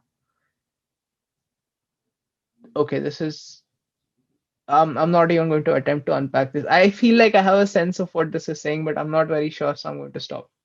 But read this. This paragraph is important because this is how math is explained in papers, and you guys have to do better for beginners to understand your math. And if you're presenting, particularly spend time on these things and make slides about these things. And once you start doing that, you will also start getting way more familiar with this notation, because it's not their fault. Like Goodfellow wrote like a 57-page tutorial for NeurIPS, but in 9 pages, there's a limit to how much you can explain. But anyway, like unpack this stuff. This is equivalent to computing a gradient descent update at the optimal D given the corresponding G. Okay, I guess that summarizes. That means the intuition was right. It basically is equivalent to a gradient update. SGD approximates. I don't know if there are easier ways of saying that or if I didn't understand correctly. But I guess the takeaway is the last line. Therefore, with sufficiently small updates of this generative density, remember that this is an implicit density. This converges to Px. concluding the proof. So, yeah, assuming all of this convexity stuff, the subgradients include the gradients, and this update through subgradients will converge to the minima. In practice, adversarial nets represent a limited family of distributions, and we optimize the parameters rather than the probability density itself, right? Um, it's a network. You're updating the weights. You're updating the theta of f theta. Um, Using a multi-layer perceptron introduces multiple critical points in the parameter space. So introducing neural nets makes it non-convex optimization. However, the excellent performance in practice suggests that they're a reasonable model to use despite their lack of theoretical guarantees. And that concludes our understanding of the field of machine learning. Hopefully hopefully you'll get to spend more time on this last paragraph and try to draw out all of this for yourself. Like it's intuitive to me because I've read this so many, like this kind of stuff so many times, that even though I don't understand the terms, I get the sense of what they might want to fill in here to prove their point. But I should do better and like understand exactly what people mean. So sorry about that. Anyway, hopefully we broke down the math in a way that was easy to understand. Thank you to everyone who chipped in. So, Yeah. could you like basically just explain that, like basically they said kind of they are updating the parameters theta g instead of like basically the actual procedure, like the distribution in a way. That is what we do in like most of the neural networks, right? But like Mhm. in VAs also we are doing that thing only. Like we are updating that parameter such that we get close to the true distribution. Then how is it different? I think there are certain likelihood-based models that update this distribution rather than the parameters. I don't, I Means, don't. but And like we here, I guess all. the importance comes from the fact that there are two players, and both of like the generator is doing this in the context of another player as well. So that makes it all the more like important for it to be theoretically accurate. I mean, like No, I mean, Aryan, your point is valid, but I think that's not the answer to Jay's question. His question is about this, like we optimize theta rather than PG itself. So I think he's asking for an example of where we optimize PG itself to better understand this distinction, right? Yeah. Because like I think usually we, like if I see neural network sort of like basically things, and we kind of basically express this particular probability distribution in terms of the statistics of like that, in terms of statistics such as mean and variance like that. So we are actually optimizing the parameters associated with that distribution itself, not the distribution, right?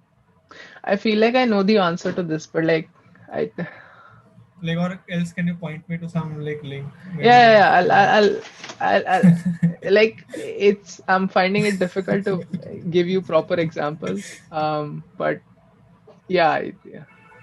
maybe like this is I'm because thinking of of if like normalizing flows are the correct answer to this, but like at the time of writing of this paper, was it so popular to like optimize PG itself? Like clearly it was because he writes this as an alternative.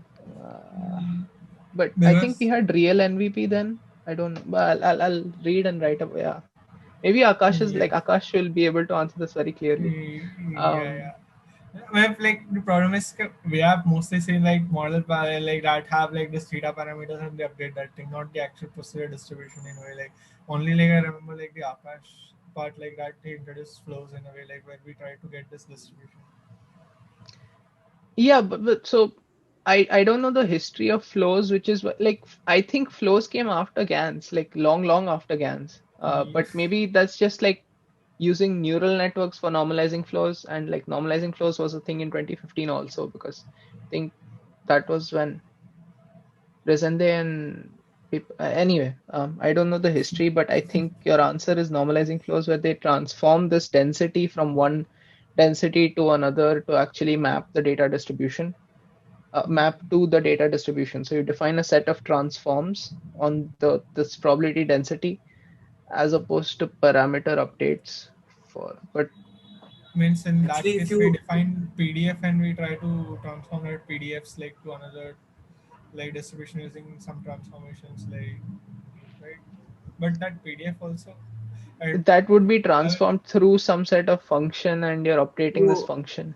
if okay. you go down, Swapnil, there's a table, Hmm. page number 7. Oh, this one. Yeah, maybe the answer is here. I mean, he's basically comparing GANs to other like models, generative models at that time, of his time, obviously.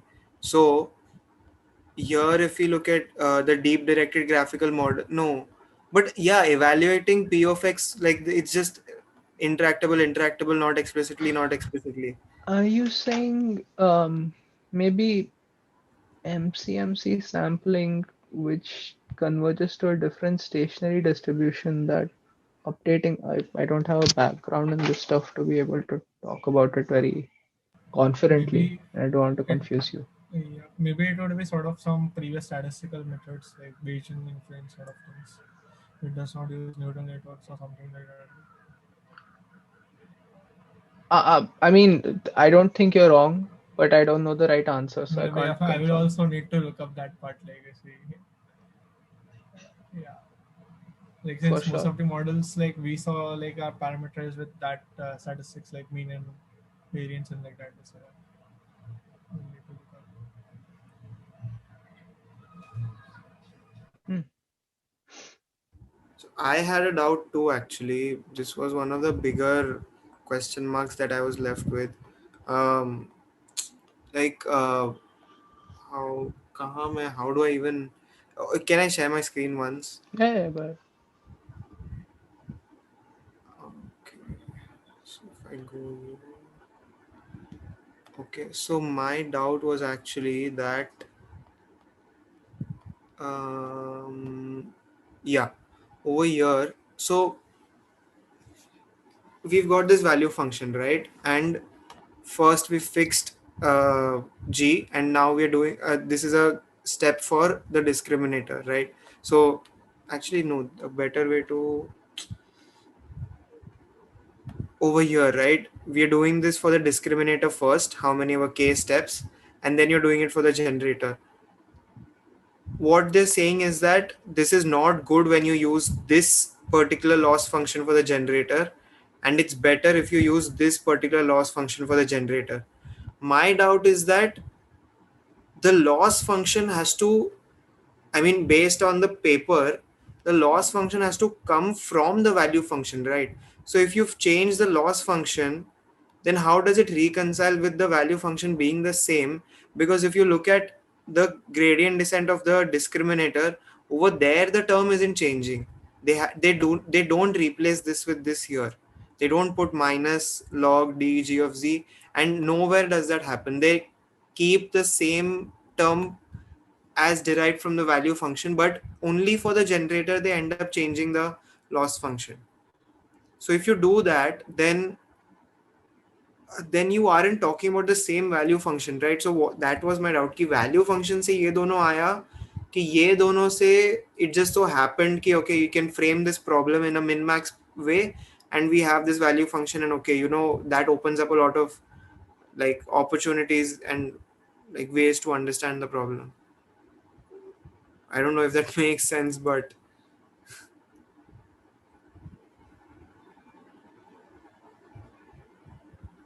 okay. I think it's helpful.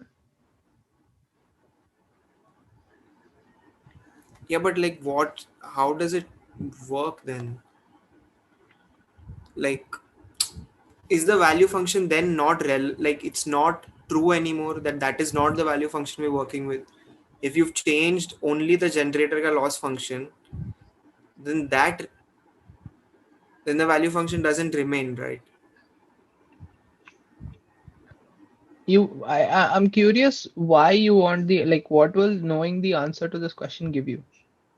This I want to understand, like, I'm genuinely trying to understand how this came about, like this idea of GANs, if you're trying to look at it from that is what I mean, that is the most interesting part, right?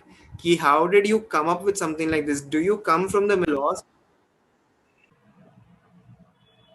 Right. So the point was that all of these different parts existed, and he came up with a way to put them all together, but he didn't completely invent all of these parts individually.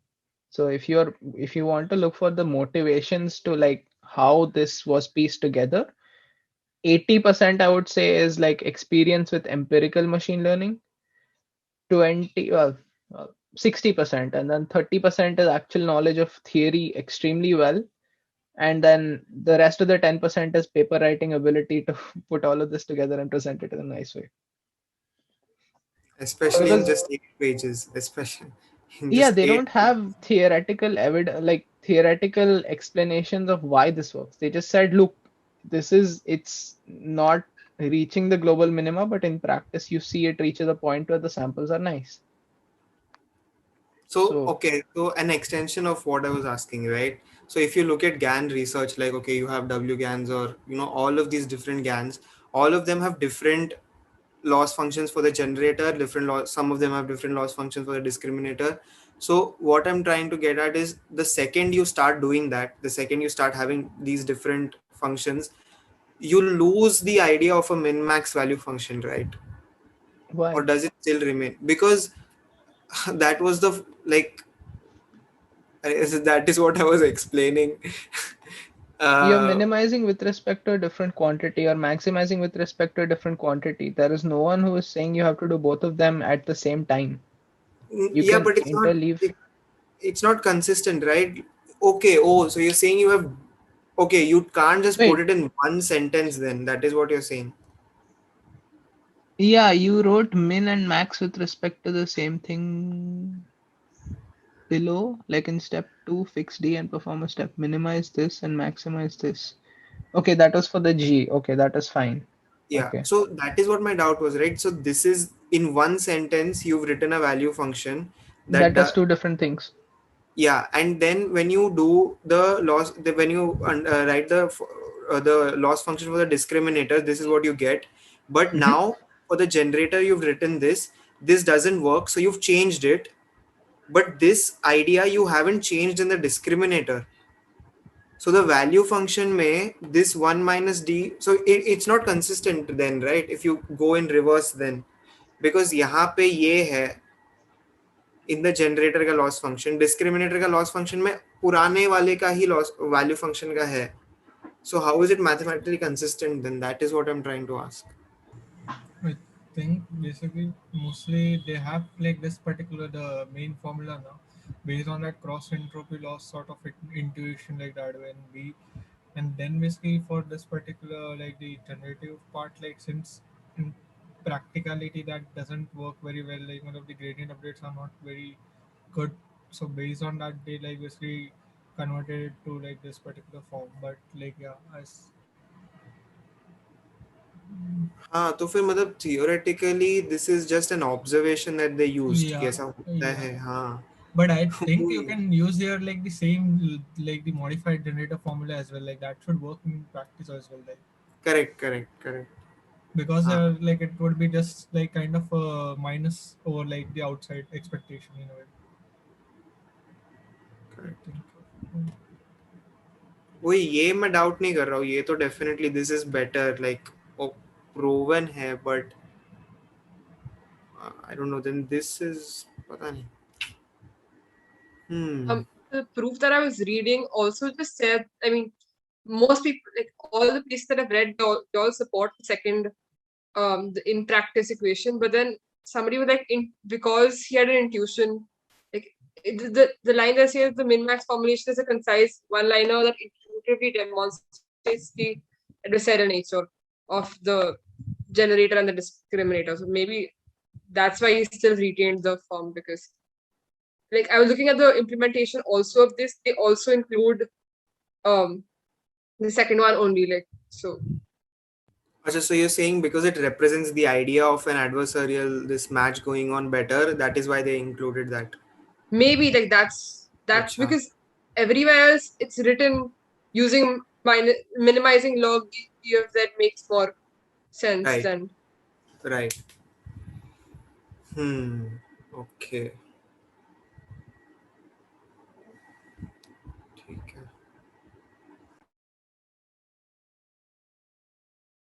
So one crucial point he mentions in this paragraph about the picture is that the fixed point dynamics are the same. Like your 1 minus x and x will change the same way with respect to the gradient.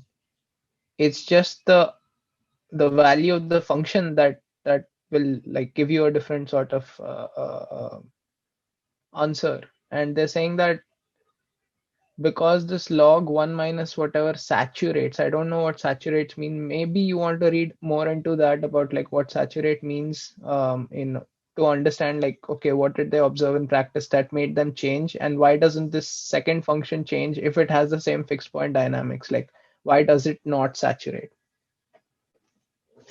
So if 1 minus dgz saturates, then why does dgz not saturate? I assume that that will answer your question much better. I don't have the answer. I don't have experience with GANs, but yeah.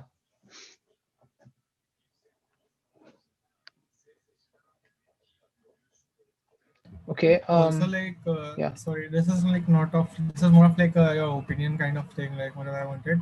So, like this Gantz part paper, like, so how do you think, like, is it more on like based on that, like, in a way, the fundamental ideas are more or less based on like the VAs as well, like in a way, or it's kind of completely two different paradigms only, like in a way, like the ideas feel in a way more or less connected like in some way, but maybe it is different, like because there we are trying to get the exact distribution. Here we don't have that particular luxury. Actually, yeah, what Jay just asked, this was this was also something that we were very confused about, Ananya and I, because is it a coincidence that GANs end up having the Jensen-Shannon divergence and VAs have the KL divergence? And okay, you know what, Jensen-Shannon divergence is now better than KL, so okay, GANs may, like, it just all fits properly, but where do the pieces, like how did the pieces come about, which piece came first? So when, like, even Jay's question, ki how are they different or how are they similar, like Means I don't know. I can say one point, like I think in BAs there was for like like this latent space like sampling part, like they use like stochastic way of doing this MCMC. Yeah, like there is no like such way of doing that thing. But is both of the ideas in a way related, or like kind of they are different paradigms only in a way thinking? Well, Akash like told previously, it is like kind of in a way similar, but like the way of thinking more or less correlated, but like still. Yeah, I think this like very ties into what Akash was saying previously about like so in variational in ways we are making an explicit assumption that our latent space This distribution should be a normal distribution, and then we are sampling from that. And if you go into the Akash slides, and where this kind of instead of making that assumption, even this GAN's perspective, you can just get it from going one equation above, if I recollect Akash proof correctly, and then trying to bring this value function from KL divergence, but not explicitly making an assumption of the functional form that it is a normal distribution or something like that. And from that kind of GANs stem up. And then, as Aryan was suggesting, that like how these and even it's not just simple as like changing the loss function, and it you kind of learn it in a layered way. First, initially you just take it that okay, this loss function has changed, but then the intuition comes, okay, why did this makes sense? And similar to like what again Akash was saying about Wasserstein GANs. And then here using KL divergence or this Jensen Shannon divergence, these are not proper distance metrics, and then using this integral probability metric, if I remember correctly. And IMF, I think, yeah, integral. yeah, and then using those, how it's kind of built up from there. So it's kind of a mix of theory, and then also, and then again what empirically works, and then depending on your knowledge, you kind of take what you can process. So for a complete newbie, you would just say, okay, this loss function has been changed, and this is why it makes intuitively sense. And then someone who knows the entire theory about how all the variational inference and MCMs is done, then you can probably prove it more theoretically and how they came to the loss function itself. Okay. And But like the same is with this all these this normal sigmoid functions and ReLU functions that we use. Uh, uh, we take it as okay, empirically it works better, but then there is also a lot of theory that says okay, why the sigmoid function works. And then similarly, as I was saying about cross entropy, when we first learned it, we are just like okay, cross entropy works, but then there is this whole information theory and all maximum likelihood principles that come into picture of okay, why that formulation came to be. okay. But in this case also, like I say, like for implicit and explicit like things. So in this case also we are assuming like we are sampling some noise from some distribution, right? So there is sort of some way like, but is it? It's not like the actual distribution what we are expecting, but is it due to which like it's implicit in a way? Like I like. Okay. Okay, sorry. Yeah, in GANs, you are not trying to learn that distribution, right? No one is trying to learn the latent space distribution, which you are trying to do in VAEs. So in Mm, that sort, they would differ. So obviously, there is some distribution of the latent space, but you are yeah. not interested in that in learning that This. latent space distribution. Mm-hmm. Yeah. We are like more interested into kind of like learning the process of hidden process of generating that data, like kind of. Yeah, exactly. And actually this result is used in that thing. I it was थोड़ा सा math heavy हो रहा था, तो मैंने वो फिर I guess I glossed over it, but वो जो ऑप्टिमल वैल्यू ऑफ डी निकालने का रिजल्ट था उसमें यही प्रॉपर्टी मतलब यूज हुई थी कि we aren't actually like the original जो वैल्यू फंक्शन है इसमें तो z के टर्म्स में, तो how do you convert this z into the generator का probability distribution. This is where मतलब मैथ्स में मैं जहाँ कंफ्यूज हुआ था, नंबर वन प्लेस यही थी कि how do you get from this line to this line.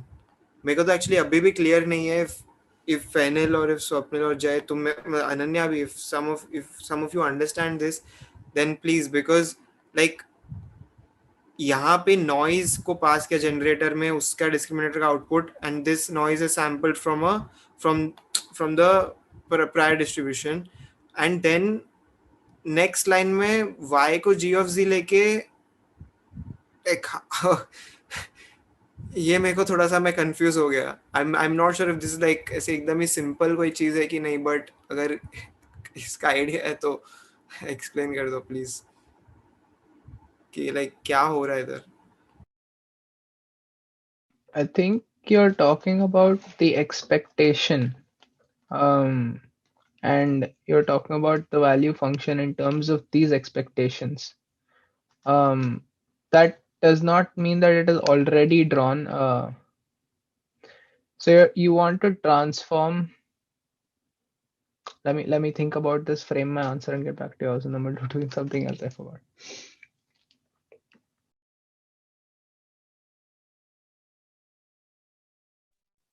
I'm not sure about the answer, but this seems trivial, right? Like it's just they're replacing this g of z with y, and like y is what's going into the discriminator, and then p of g is just like if z is by p of z, and then performing some transformation. That transformation is basically this huge generator architecture, and then with that transformation, the new probability distribution that you get is p of g.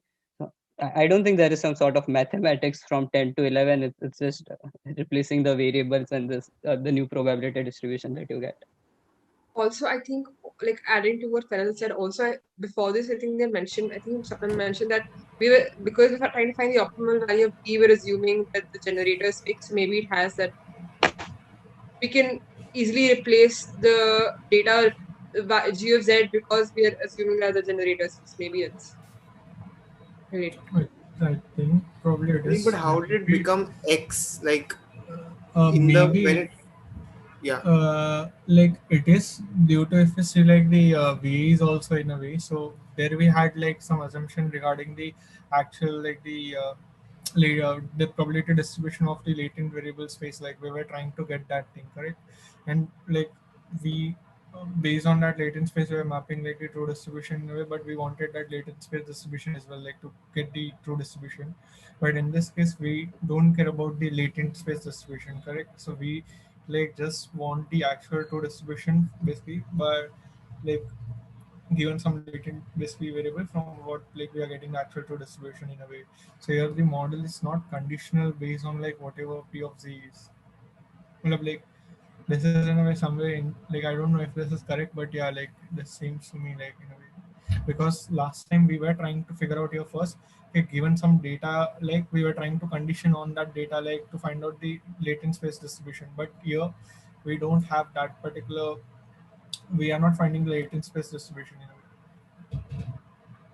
way, because it is not conditioned on the this, we don't have data anything like that to condition on.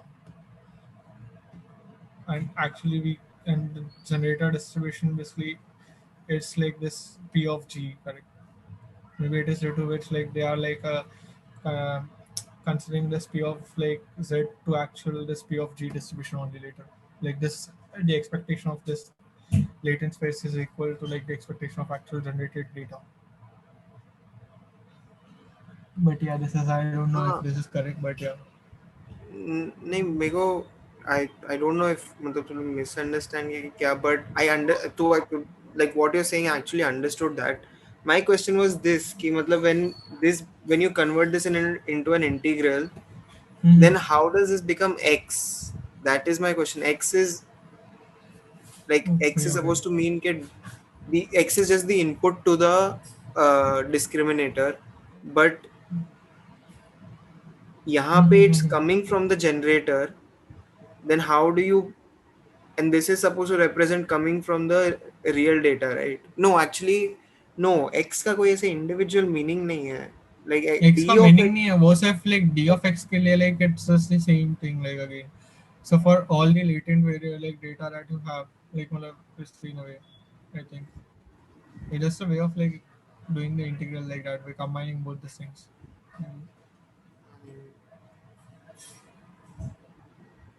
Fennel, you were saying something, पता नहीं. Because both Yeah, x should be different, like right? yeah. So X is basically just what the discriminator is getting, and one of that is simply X that's coming from data, and that is given by and that distribution of X is given by P of data, and the other X that you are getting is from this generator. So first and that generator is getting this Z. So in the intermediate step, they have just told you that the function or g of z, they are taken it as y, and then that y and that x and the x from data are both getting fed into this discriminator. And then when you want to do analysis on the input that the discriminator is getting, and then they just generalize it to some x.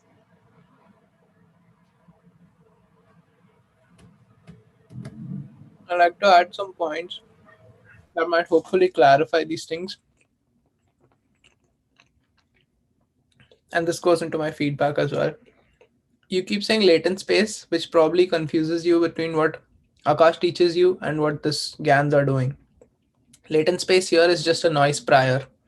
Latent space there is the distribution of the latent variables after assuming some prior on a parameter theta, right?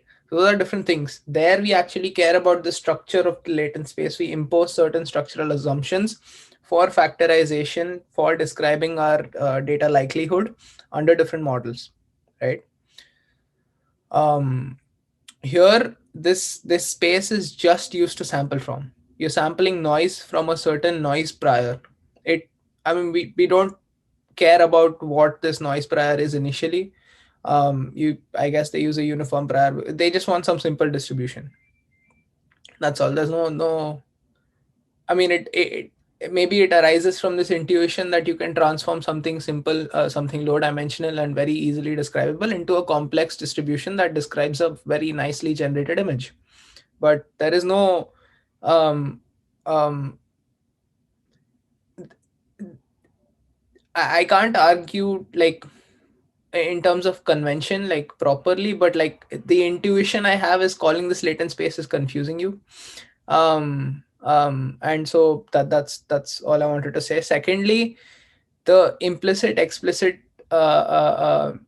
density uh, implicit and explicit likelihood models differentiation should be very clear to you. If it's not, then read his NIPS tutorial, in NeurIPS tutorial. And in his NeurIPS tutorial, he makes it very explicit. There are also Stack Overflow questions about that. That what are these implicit and explicit density models and what do they mean? So you want to read up, like when Ananya initially said that there is a certain model for the images, I don't think so, because there is no theta here. There is just the samples that you draw from your training data. And there are certain samples you generate from noise. There is no structure imposed. There is no p theta of z, right? Well, p theta of x comma z, but anyway. Um, um, um, so like, and it's not trivial to do that. Like this is very hard to think, especially when you don't have knowledge of the entire field. It's hard to generate examples and say, look, this is explicit density, explicit likelihood, this is implicit likelihood, and this is why it works, this is how it works. So it's definitely going to be challenging to start off thinking from a survey perspective, whereas a survey should actually come after you know about the field. But hopefully that intuition sort of helps that, look, these are two different classes of models, which Akash was also trying to boil down, that at some point you don't need a model. What if you just use samples? So that was how he motivated GANs when he was teaching us in his slides. And so those are like 2 points of review. I'm just going to quickly give you my review and then go catch a flight. But you guys can continue the discussion, like nothing against that. The flowchart was a really nice idea for Ananya's part. You started off way too quickly. There was no motivation slides. There was no, here is this problem, this is how people have solved it, this is how it is lacking, and this is how we propose to solve it. That sort of thing, like the initial part where you hook people in, like here is an interesting problem that you need to care about, and you assume that people know about VAEs, but they might not. So be very careful about your audience. Here you're lucky people do, or at least most of us went to Akash's lecture, so we do. So that is completely fine. But otherwise, that is the reason that those motivation slides are necessary to hook Right. people. Sorry. No, I was just agreeing. Sorry. Yeah, I just said right. Math was very nice to have, but always include an explanation of notations. Even if you already explained D, G, X, Z, always have where D is, where G is, where X is, where Z is. Math slides are clean. I like that. This came up in both your parts. We need to be more precise, and a lot of us as well. Like when we present, we say normal machine learning or usually. That there is no such definition of usually or normal machine learning. You have to be very precise in when you say frequent test versus Bayesian, when you say explicit likelihood versus implicit likelihood models, when you say samples versus training data. Um, um, like anyway, like we as a group need to stop using normal machine learning usually and all of this, and instead specify what we're talking about. Particularly because newcomers in the field might not understand what normally is. They just attended your presentation. What they don't know about the rest. Okay. Small technicality, infinite, similar, and infinite are two different things. You assuming you know that, that's fine. Enthusiasm was great. Like the tone of Ananya's section particularly was really nice. I could sense it. It excited me. It made me look closer into the slides and like pay attention. That was good. Same for Aryan. The tone was great. The enthusiasm was great. Just like explain the parts you're confident about, then come to the questions. Don't stop in the middle with questions, because at that point you don't know how many people have followed you. So first clarify what you're explaining, then stop and say, okay, look, this part I'm not sure about. So that we already discussed the latent space itself has no meaning for GANs. The first slide, Aryan's part, optimal value of D was very complex. Like there was too much going on in that slide. I didn't know where to focus. Try using the red cursor instead of your regular cursor, just so that we notice easily. Again, you said usual thing that we do when derivative value function is set to 0, you're maximizing or minimizing, right? It's not like you already know that, but force yourself to say that and not say usually. Explaining math is really ambitious, and I really liked that you jumped right into it. At the same time, you want to discuss it with multiple people beforehand. Get them to give you time to discuss this somehow. And I like that you reviewed a bunch of different things for this presentation. Again, when try to write the math as opposed to copy the math from somewhere. Two reasons. Firstly, this will take infinitely more time and make you realize how much effort they put into it. Secondly, it might give you some intuition when you're writing out these variables across multiple papers. It's very easy to screenshot and paste, but it's very hard to rewrite. So that itself will give you some good clarifying questions to ask, even if you don't understand it completely. Yeah, that's all the feedback I had. This was really good. I think this was the longest discussion we also had, and please don't stop on my account. I'm going to stay for a minute and then just turn my video off. I'm still on. I'm just packing my bags. I would say maybe one feedback, like when there is too much math now, so don't like repetitively change the slide. It gets a bit confusing, like kind of. So that like try to avoid that thing. It's like yeah. Otherwise, yeah, it's fine.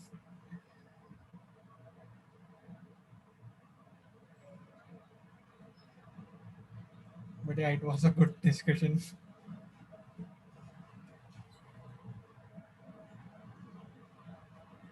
So like next week, probably I will announce on channel like who is picking up the next super video. Like, is Akash going to join next week?